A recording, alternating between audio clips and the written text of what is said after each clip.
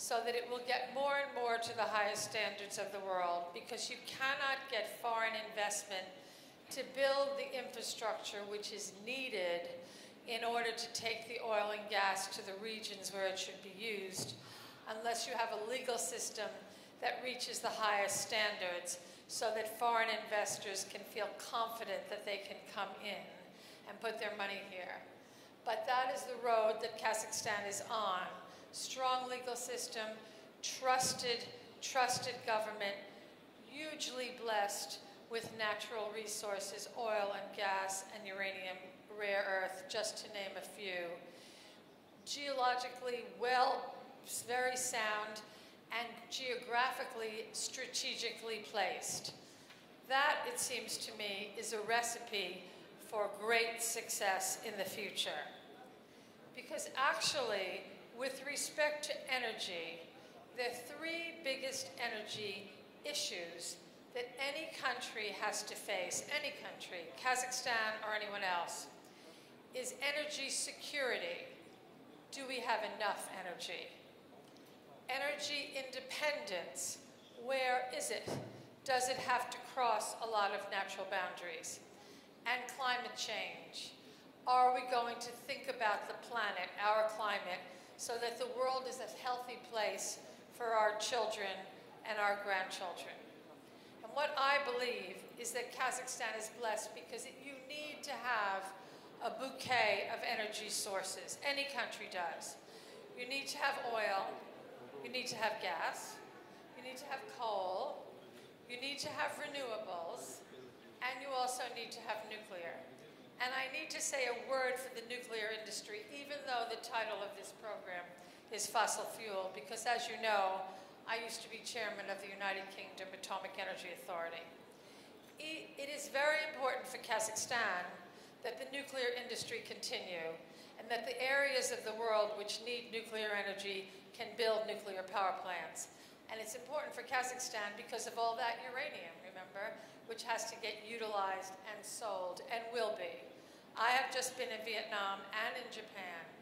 The countries that, the developing world, China, India, Vietnam, Turkey, we heard the Prime Minister this morning, then England, America, Finland, all of those countries are continuing on their plans to build nuclear power plants.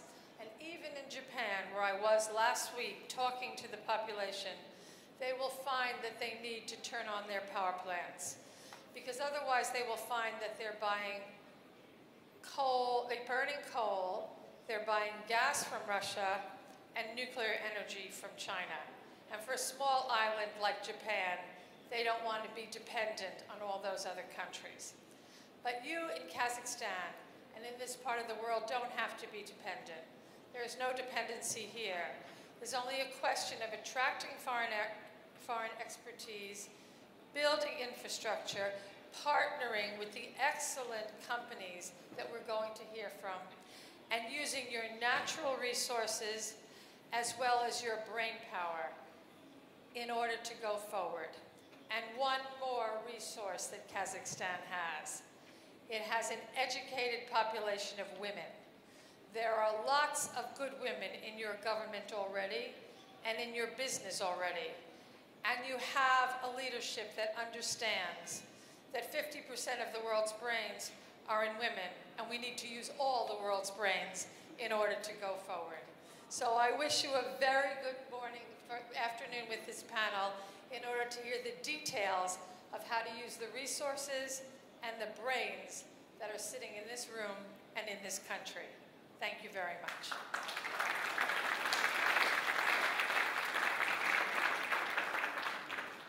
Thank you very much. So just to give you a heads up, we have 11 panelists this afternoon, and we have a little over an hour left. So what I'd like to ask all of you, please, is to whatever degree possible, limit your talks to 5 minutes, because if we can actually get everyone at 5 minutes, that gives us a little bit of time afterwards for a conversation. And I think if we can actually have a conversation between these folks up here, it would be extraordinarily fruitful. So please, our first panelist is actually Matthias Bichel from Royal Dutch Shell.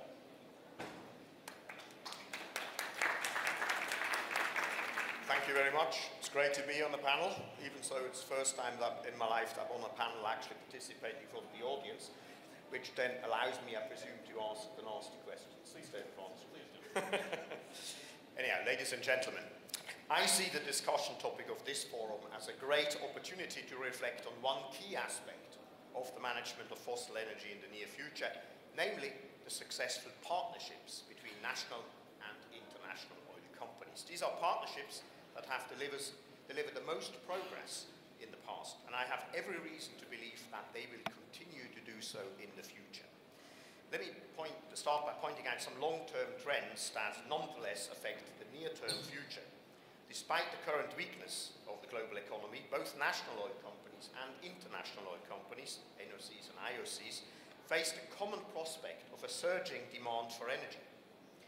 We in Shell believe that the global energy demand in 2050 will be at least twice that of 2100, and driven, of course, by the continuous and seemingly relentless population growth, and then, of course, the emerging economies such as China, India, but as well as Kazakhstan, that have yet to enter the most energy-intensive phase of their development. And to keep pace, as we already heard, we need to invest heavily in all sorts of energies. Now, fossil fuels will still supply around 60% of global energy in 2050. So future generations cannot rely on renewables sources alone. Fossil fuels will have to play a prominent role. Now, that indeed means in the coming years and decades, we need to provide these supplies, and we need to do that together with the resource holding companies. So for NOCs and IOCs, it will be much easier to address these challenges as part of strong, value-driven partnerships that look beyond short-term economic and political volatility. And let me be absolutely clear, in the NOC-IOC journey, the national oil company has its hands firmly on the steering wheel. After all, it is entrusted to manage the country's resources in the best interest of the nation. And still, I believe that international oil companies, such as the company that I can talk about, Shell, has a lot to offer to an NOC. But that's also true, of course, for the other international oil companies. Above all, it's our technological prowess. For instance, at Shell, we are constantly pushing the boundaries of new innovation. We are the largest investor in R&D of our peer group, and I'm very pleased to say that we're actually in the top rank in the US Patent Board. It's not about the number of patents, but it's about the quality of the patents. And of course, we, Shell and international oil companies, are willing and able to transfer our expertise to national oil companies. We also give wider access to a wider customer base and a fully integrated value chain, one that embraces the full spectrum of upstream and downstream activities. And we help to build local skills and businesses, in most cases with the explicit aim of helping to prepare the national oil companies to play a bigger role on the global stage. But where should NOCs and IOCs focus their collective capabilities?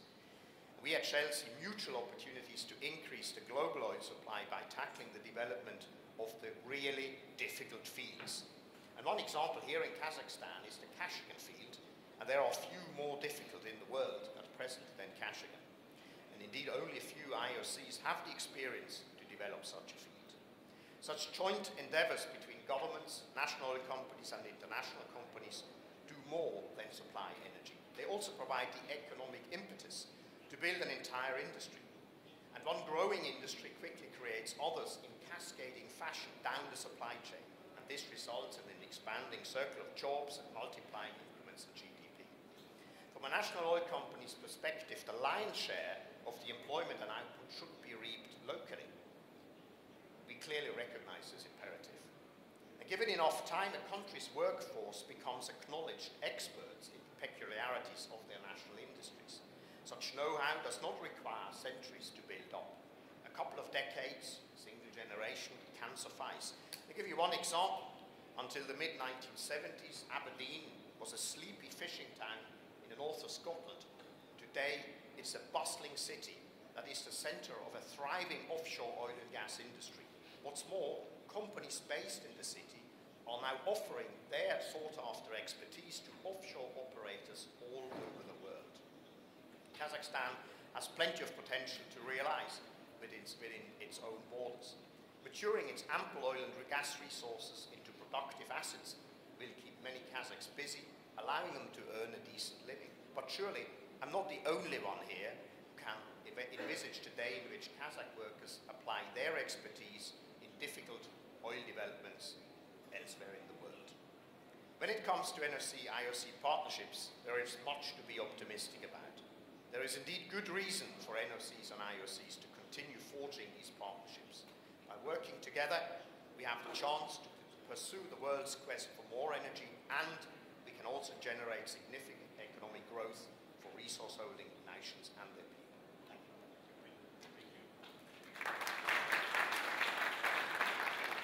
Excellent, excellent. We're starting right on time.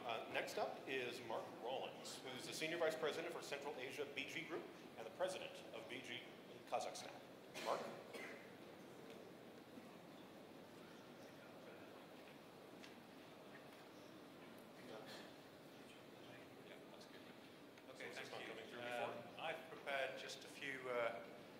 Opening remarks on this fascinating subject, just to help, I think, frame our discussion rather than a presentation.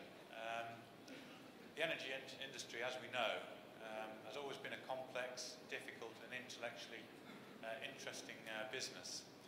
It's high risk, high cost, there are long time horizons involved, and there's a close relationship between economics and politics. However, I believe that in recent times it has become even more so for several reasons. And I would postulate, first of all, these reasons is the rise of the non-OECD economies. As we heard this morning in the discussion, that only very recently the non-OECD or the developing economies overtook the developing economies in their share of world consumption. Particularly in Asia, and also the increase in their energy intensity and usage. The second reason, I think, is the dramatic rise in unconventional sources of energy. I'm sure some of the panelists will have some questions about that today, and I have an observation later on that I'd like to share with you. And the third reason is the global financial turmoil. Clearly, we heard a lot about that this morning. This is a conference not just about energy, but about the global economy, and that surely will have a major impact on our industry going forward.